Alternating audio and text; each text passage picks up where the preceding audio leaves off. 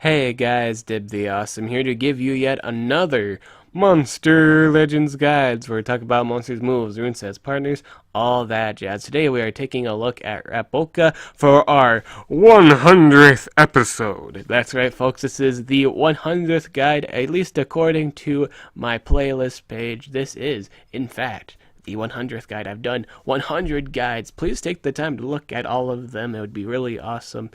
Uh, I made 100 of them, man, or gal, and I hope you love them. I hope you do. So this is the 100th guide. Now, why have I chosen Rabooka to be the 100th guide? What makes him special? Well, he's very special because it was my first. He is in fact, my first 130 monster that I invested in. He came out in a progression island, and it was a very special one. It was a specific island for him that was a limited time. And if you didn't know, if you, those scroll events are actually the best time to get a rank 5 monster. It is through the actually, well, you actually do the event. You skip to the point where the missions take more than 1 day to collect all the items. You skip it up to that point. I mean, like, you do the initial collection for those, skip it, and then you go to the point where for me, I did the last two before the 120 and 150 nodes, and then I played through them. I collected I waited, collected the items, and then skipped the last two, and then just kept doing the same thing over until the last day, where of course I had to just do the initial collections for all of them in general and then just skip it. At the end of the day, it did cost me around 2,000 to 2,500 gems, which is way cheaper than the normal price for a rank 5, which is like 4,000 to 4,500 gems, around that price range. I got a really good deal on it. Those events are really good. If you take the time to do them, they are worth it to get a rank 5 monster. The next one is going to be Bowtie. That's coming up soon. So if you guys wanted Bowtie, I do believe that event comes out tomorrow too. So be sure to get all the scrolls so you may partake in it. Alright, so power. The power for our level 100 Rabooka. For this guy, we're just going to assume that he's level 100. His power is 3,498. This is a very good, acceptable power. The gospel power of any attacker is 465, same with speed. If it has that power, if it has that speed, it's okay, it's solid, it's all handy dandy. While it's not as big as other monsters in the game, at some point it's completely fine. It is a doable power, it can work with it. Life, 29,858. Not a very squishy monster, I wouldn't say. I'd say it's fairly bulky. 29k is a very respectable lifespan. You live through quite a few hits before going down, especially if you pick out specific moves this guy knows to increase survivability, and also the specific relics, which you should run on any Rabooka because it's really one of his few options, and he uses them really well. It's just phenomenal how we can use those relics. I don't have them yet, but in the future I'd gladly showcase it. It would be dumb. I just imagine how well it'd work. It'd be a fairly tanky Rabooka, and it wouldn't be even a Rabooka running life. In this video, I wouldn't even recommend running a life rune on him with the build I'm going to recommend. But for as you know, this is a great base life, especially when you rank it up all the way to 130. Really well. Speed, 3,432. This is slightly higher than the lowest base speed acceptable in the entire game, which is 3,412. It runs the same speed as Gorin. It runs the same speed.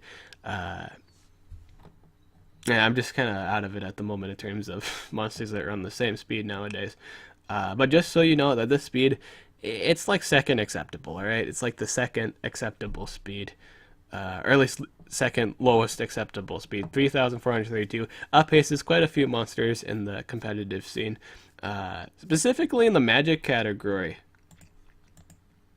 I know for a fact that it outruns Egg Eater, for sure. So if you're running a Bitter Ruined Rabooka and you're fighting a, uh, you know, speed-oriented Egg Eater defense and you have the better runes, you can outspeed Egg Eater defense comps. But really beyond that, in terms of things that would be on defense, Lernian may... No, I think Lernian's faster. Well, then again, I think he'd run team speed anyway, so I guess no, situationally that would be a faster base speed. But I think for the most part, Egg Eater would probably be your number one defense fight for, like, when you go to war. You'll see Egg Eater on defense, and then you could just bring your Rabooka with the better runes outpace and just win it from there because of his really, really strong control skill in skill groups 3, which is his main selling point. And I really just quick picture of describing the picture here.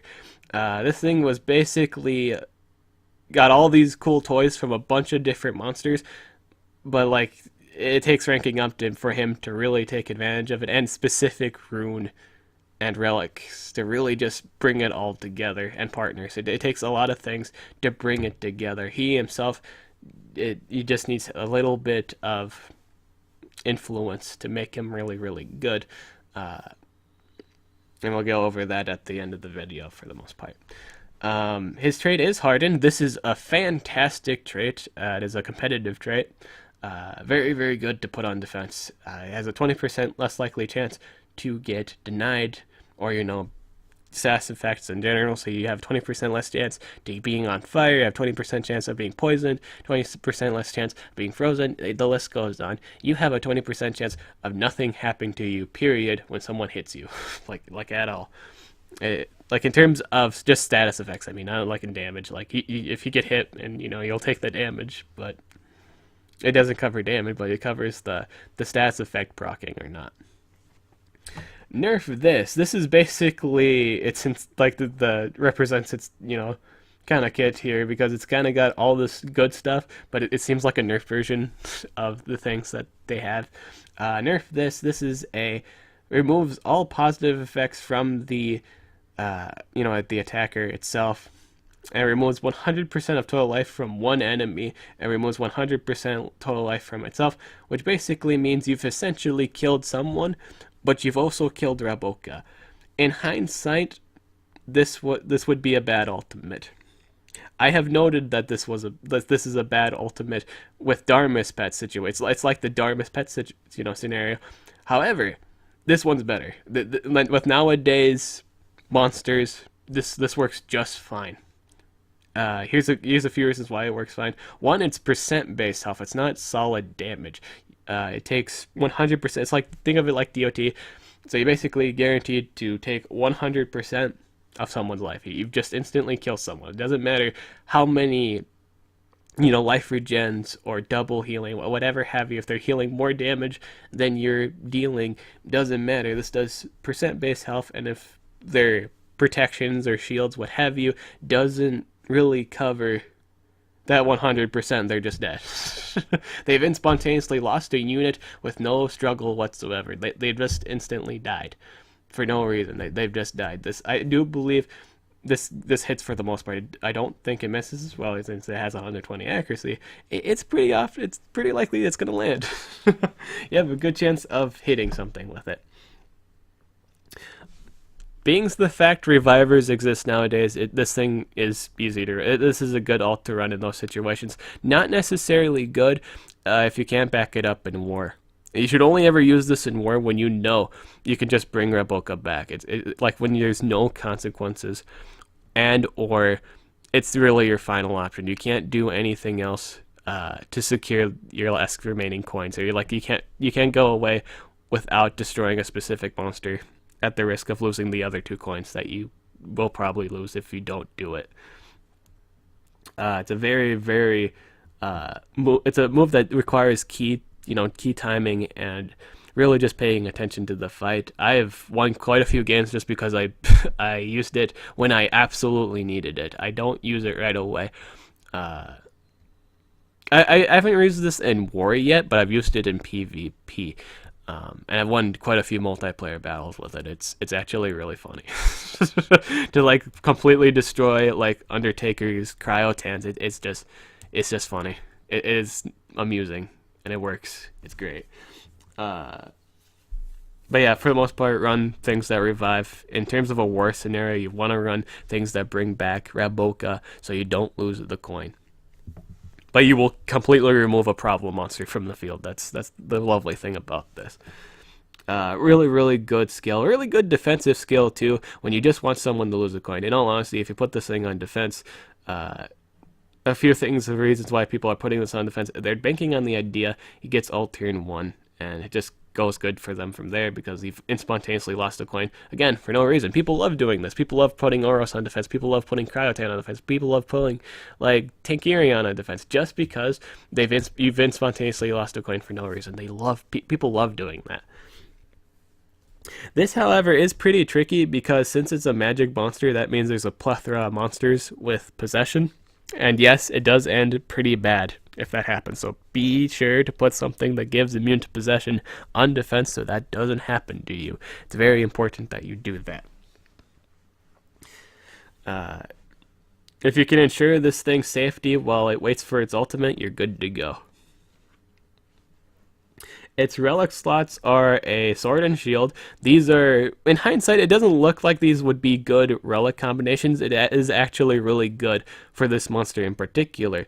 I highly recommend getting Tenacity Shield at some point in your ML career. It's just a really good legendary relic that gives everyone armor at the beginning of the game. This, if you do take the time to level it up, it's essentially a max out at 40,000 shield, and that's just ridiculous. Gives Rabooka more sustain and gives him more longevity, along with another shield or armor gaining relic from the sword category called the Ice Breaking Greatsword. At max rank, at the most, you get 60 between 2 procs of 30. So every time you freeze or stun someone with the Ice Breaking Greatsword, based on the level, of course, at max it's 30, 30 per proc. And you don't even have to be the one that freezes or stuns said target. If you hit someone that's frozen, or if you hit someone that's stunned, you get the shield off it. You get the bonus from it. You basically get more sustain and you get more sustain that can stack with that Tenacity Shield. You basically get more life for just by proccing the relic. Relics can be really dumb in this game. They give you so much more options. They give monsters more utility. They give more, use out of said monster. They buy monsters time. They either buy monsters time or they improve their abilities than they were before relics came out. And this was just one of those monsters that benefited from it. In fact, I'd say probably every single monster in the game has benefited some way with the introduction of relics, or at least run better. This is one of those monsters that do. One of its skill group's 3 skills will be easily be able to take advantage of the Ice Breaking Greatsword proc. Like, you can just proc it very, very easily. More often than not, it's honestly, the skill is a AoE random negative effect or control effect. It's kind of like Zyron's Delio. Everyone kind of says this is the mini, or like a mini Zyron. Honestly, it does have that skill. It does have that random negative effect, control effect. It's nowhere near a Zyron.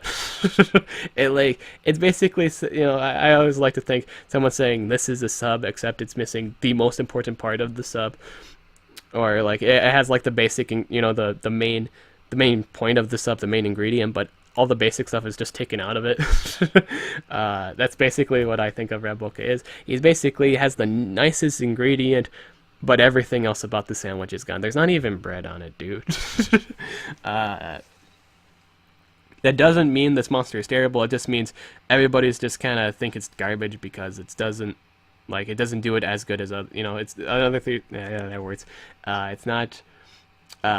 It doesn't do as good as a job as Zyron. Well, just don't think of it as Zyron at that point. Just think of it as Rabooka. Look at what the monster can do.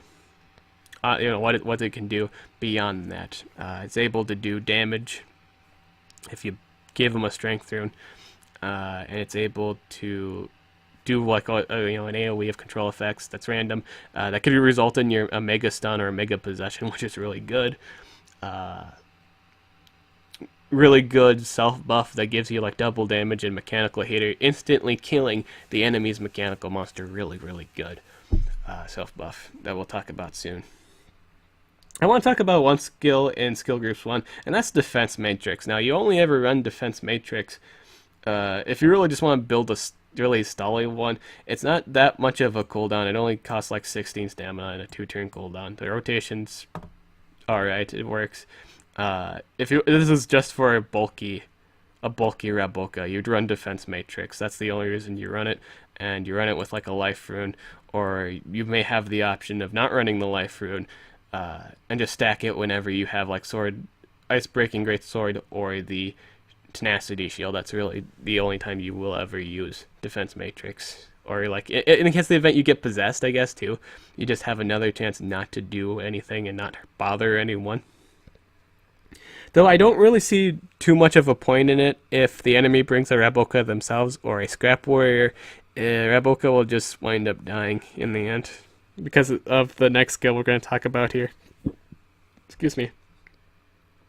This is Generator Overclock. Applies double damage to itself, while it also applies Mechanical Hater to itself. Mechanical Hater does 200% 200% damage against monsters who are part of the mechanical book. So it's not it's metal specific thing. It's not just does more damage to metal monsters. No, it does more damage to anything in the mechanical book. So if we pulled up the mechanical book here, this book right here. This was just for like, you know, magic monsters specifically.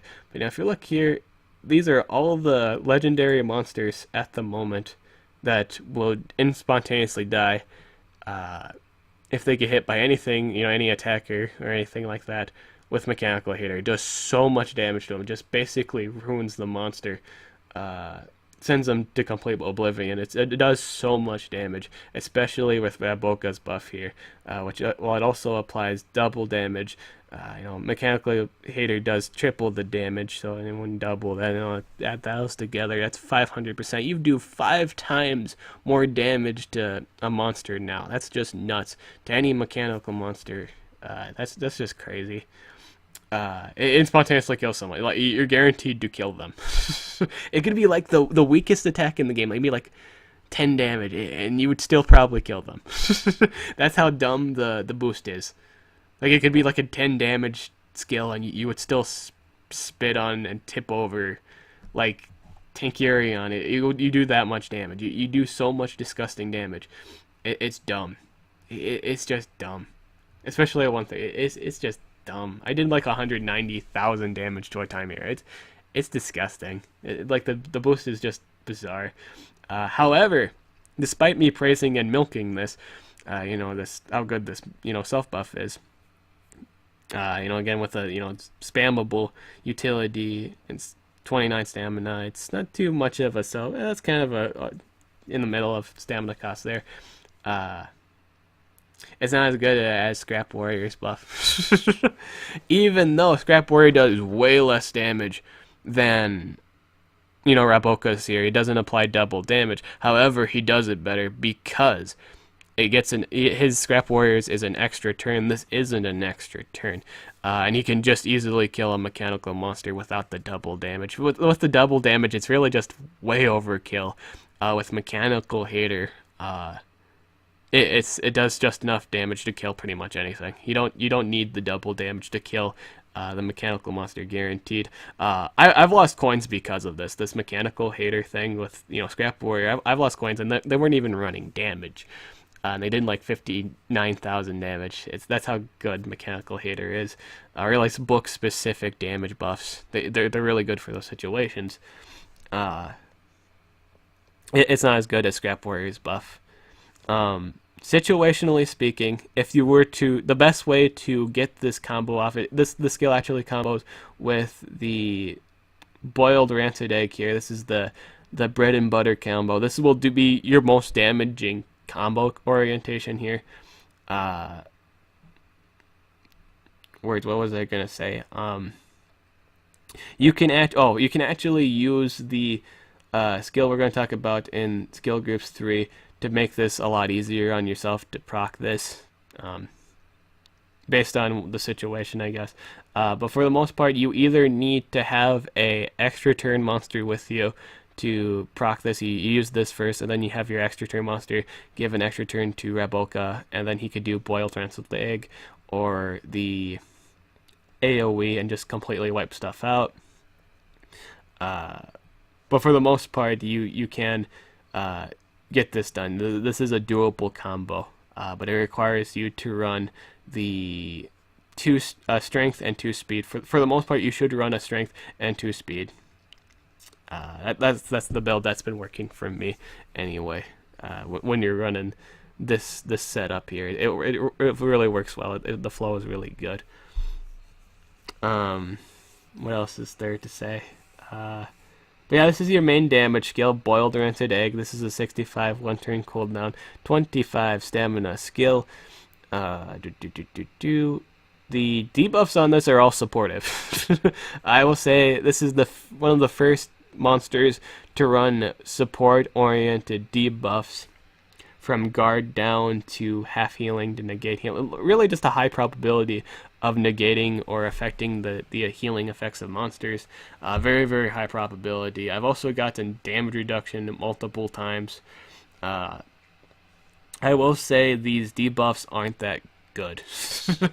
There's only a handful of really, really good ones, like trait debuff and 100% total damage reduction, and the blind, and the total blind. Really just all the blinds, the total damage reduction, and the trait disabled. Slow doesn't work as good anymore. I've kind of noticed that now. Slow doesn't work really at all anymore of what it used to. Remember the days when slow would just toss you like way back in the turn order, and just you'd never see yourself for like several turns, and you're just buried in enemy turn orders.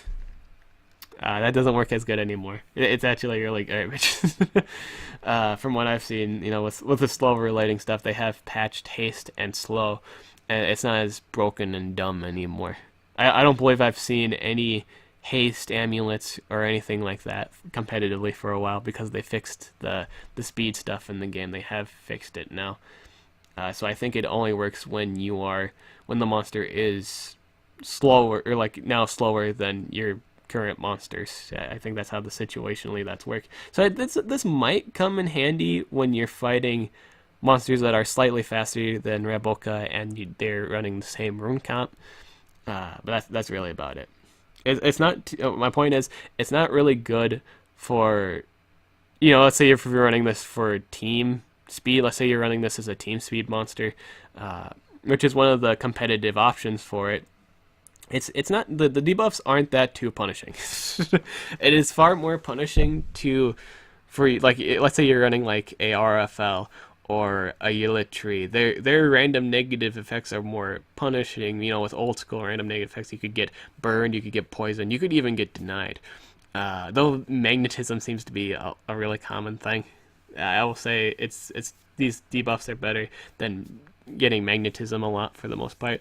But still, I will say the majority of the debuffs that can happen to you during random negative effects are just better than this stuff right here. It's just, you have a really good probability of getting something that's not really going to help you win the fight a whole lot. It's very situational stuff. These debuffs are really, really, really situational is what I'm trying to say.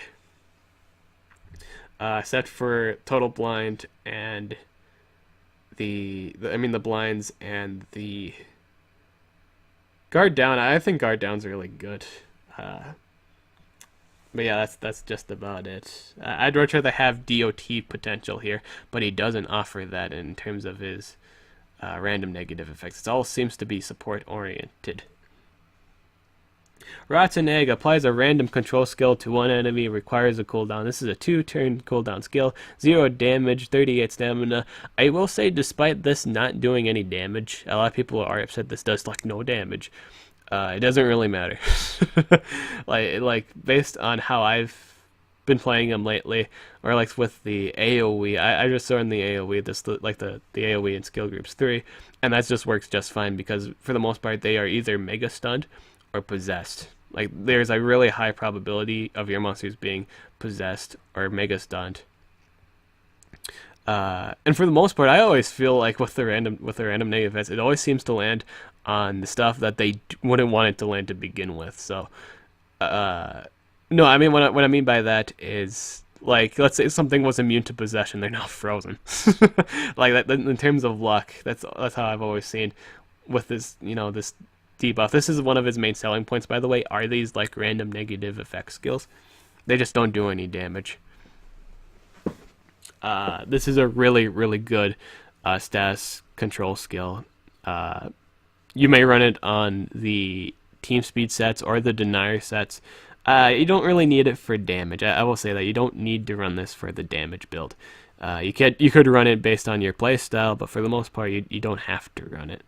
It is another way to proc your ice breaking greatsword. In the case of the event, you get like a freeze or a stun, but that's really just about it. Again, you don't have to freeze or stun a target to proc it. You just have to hit someone that is currently stunned or frozen. You don't necessarily have to freeze or stun them yourself. I mean, that specific monster doesn't have to freeze or stun anyone. It can proc off of like maybe your denier stun or your support stun, whatever have you. It's that. Yeah, earn this on support or deny sets. Armored shoot, I'd say out of the entirety of this man's kit, this is the least flattering of all of his skills. It's the most disgusting. It is deals very heavy, not heavy, not very heavy, deals heavy special damage, quote unquote, quote that heavy. Very heavy special damage to one enemy and applies a 25% shield to itself.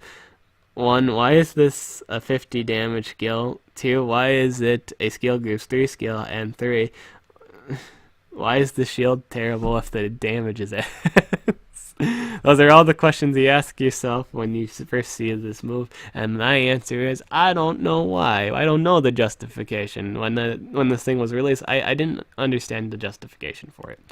Even though the stamina for it is actually really low. Have you seen the stamina cost for this skill? It is dirt low. It's 19 stamina. I can imagine in terms of long-term fights you could use this quite a bit. However, the cooldown on it's a 2-turn cooldown. It's not too good on cooldownage. I would run this move if I really, really needed the damage output. So you might see this on damage-oriented sets. It's really terrible damage, but it stacks. I mean, it stacks up with your other damage over time. I guess you would run this if you didn't like running a self buff, but I think you should still run the self buff. It's just really good, and you can just proc it with extra turn monsters. It's not too hard to proc or set up thanks to the random negative effects with like mega stunning or possessing someone. And when a monster is possessed, they might do a skill that winds up getting them denied again, and it just makes it easy for you to set it up. So I really don't think you need to run this skill, but I will say you should run it for damage sets if you're really under level. If it's a really low level Rabooka, he might just need it just to get damage in his turn order. Just if it's not a highly ranked up Rabooka, I think I would run it at that point.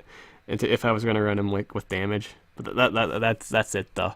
I wouldn't run him for like team speed. I wouldn't run the skill with like team speed or full speed Rabooka sets. That's just dumb. It's not a good scaling. It's bad. Boiled Rancid Egg Volley. This is an AoE that applies one random support debuff on a enemy. This is really good in all builds. 1, because it does damage, so damage builds take advantage of it. 2, it's support oriented, so this would be good on team speed sets, so you could run it for that, and or deny sets in general too. And 3, it's really just one of the skills that you run. It's a pretty decent skill. It is usable. especially when you get the total damage reduction, total blind, or the trait disabled. I think those are the main three selling points, really, or the three big ones, the big kahunis of what you can land on an enemy. Trait disabled is a very, very rare proc, by the way. It doesn't happen all that much. I use Rabooka fairly often. I don't usually see this debuff, though it is an occurrence that could happen. It has a very, very low chance of happening, however, just because you have a really high probability of seeing one of these negate healing things, or these damage reductions, or like the low tier damage reduction, or the I don't know why there's two damage reductions here. Like, it's just really high probability of seeing something that's garbage. You have a really good probability of seeing something not very desiring, which is why I think other magic monsters fill in the team speed category. Like, if you're going to run a magic monster with team speed, I feel like other choices are better, because so many magic monsters do this plus more. There's this thing called do this plus more, where the monster does, while it does excel in one thing, it also does multiple other things. It doesn't even have to excel. It could just have expansive, roots. Like, let's say a monster is capable of AoE cooldowns activation while also being able to deactivate his allies. While he or she also has AoE control with that, and healing that also removes negative effects, where he has multiple uses. It does this plus more. Kihaku, AoE freeze and possession, plus there's more to it. He has really low cooldowns on those skills. One has no stamina, no stamina, no cooldown whatsoever. AoE life regen and stamina regen. Stamina leak, he has a bunch of stuff, just a bunch. Alkanine, AoE stun, that also does DOT. I'm listing monsters that aren't really magic monsters, so I think I should do that. Sorry if I'm just gonna stop mid-sentence there, but I just kind of realized that.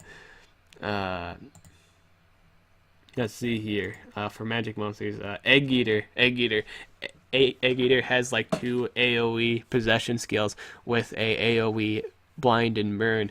Lernian has a AoE burn, blind, not blind, poison and stamina leak, with also skills that stun or stamina drain, and they're on no cooldowns as far as I'm concerned. At least that's what I remembered about them.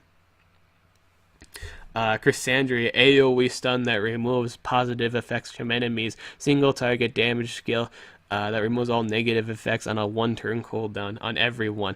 Everyone has that. It removes everyone's negative status effect.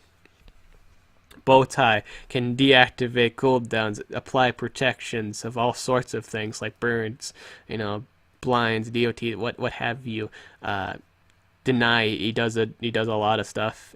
He's a great team speed monster, one of the best ones. He was one of the next upcoming progression special events, scroll events. He is really, really good in that role. He would do it better than Rabooka. The main selling point, again, the main selling point with Rabooka, if you're going to run him in terms of a team speed role or a denier role, it's really just the AoE that's here and the single target skill. If you're going to run him those ways, it's really just the main selling point. And for team speed, since we're talking about like team speed specifically, there's nothing really more intimidating that he does besides these random negative effect skill, and they run on really highish cooldowns, 2 and 3s cooldowns in terms of just those 2 specific skills. With the debuffs, there's just a really, really low chance that they'll be in any form of trouble. They'd either have to be applied total blind or total damage reduction to be even bothered by this man's debuffs. And with the other stuff, again, it's really, really situational. It depends if they actually did wind up bringing a healing, or it's very situational. Bam. Rotten Egg Volley. This is a 0 damage skill. It is a 3-turn cooldown, 45 stamina, AoE scaling, and it applies a random negative effect to every single enemy. It is unlike Zion's, which has 2, this thing has 1, and it's really, really, really, really good. It's the main reason why you're even using Rabooka right now. um, More often than not, I get the Mega Stun from this thing. The probability of being Mega Stun is actually really good.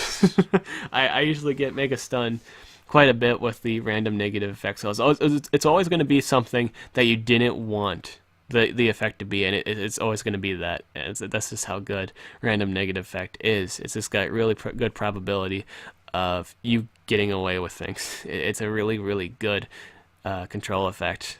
Because it's random and it pretty much fits any kind of situation possible. But that means it's also entitled not to fit the situation possible, because you might freeze something that's immune to freeze. You might possess something that's immune to possession. It just negates the effect. Or you might just flat out miss. That's also a probability. You may miss the AoE in general too. While this is a really, really good deny skill, I would still run things that did this plus more. And there's so many deniers nowadays that do this plus more, you know? This is something you should run this with all builds, even the damage builds. Despite this not doing any form of damage, you still run this just so you can proc, you know, your relics, or just make it easier for other monsters on your team.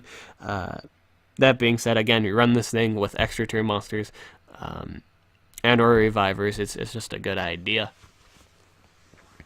Despite this not doing any damage, it's the same scenario with the skill groups 2 skill. It does no damage. It really doesn't matter. The matter of it is 0, because you will probably possess them, or you'll probably mega stun them, and you'll be in a really good spot at that point. It's situationally speaking, it's very rarely will this ever backfire on you. It is a really good skill to use for the most part. There's really no downsides to running it, so you do run the skill. Rune sets real quick, alright? For me specifically, I do run 2 speeds and a strength rune.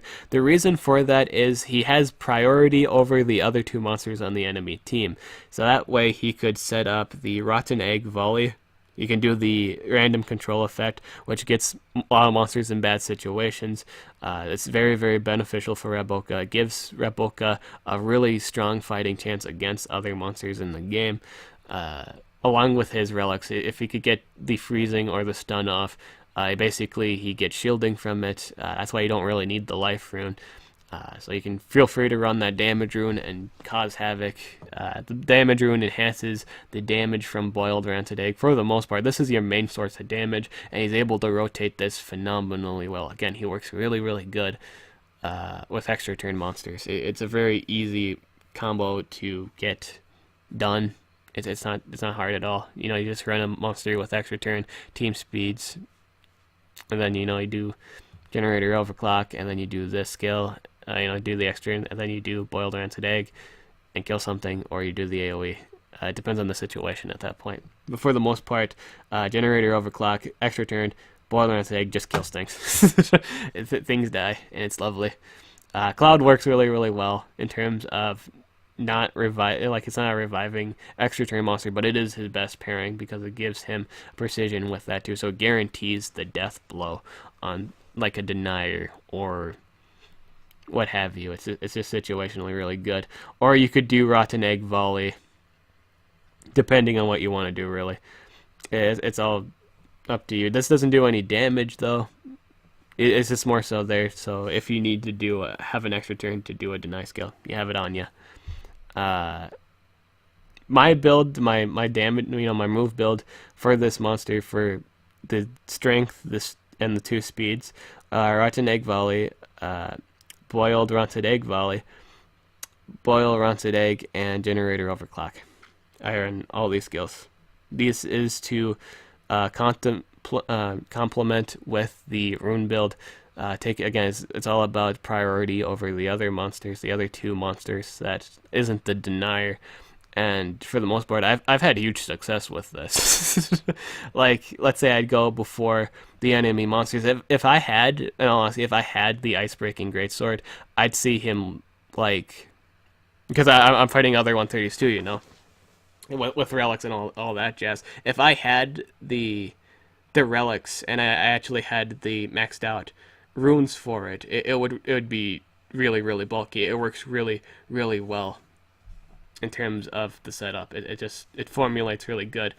Uh, Despite this thing's destructive nature, you really can get away with running him as your main damage dealer. It doesn't have any problem doing damage. It does damage just fine. It does a lot of damage. You just need to set up for it. It takes comps. It takes ranking up a bit. It works just fine once you have this thing ranked to 2 at the very least, I suppose. You will see results at rank 2 and 3 for sure. Or 4 for sure. 3 or 4 for sure. Words. Here's a team speed setup. So if you're running the team speed, it doesn't really make much sense to run generator overclock. So you run boiled rotten egg, and also you just swap out rotten egg with generator overclock. If you're running team speed, you just swap that out for rotten egg. You may have the option to. Now this doesn't really make any sense to do so now.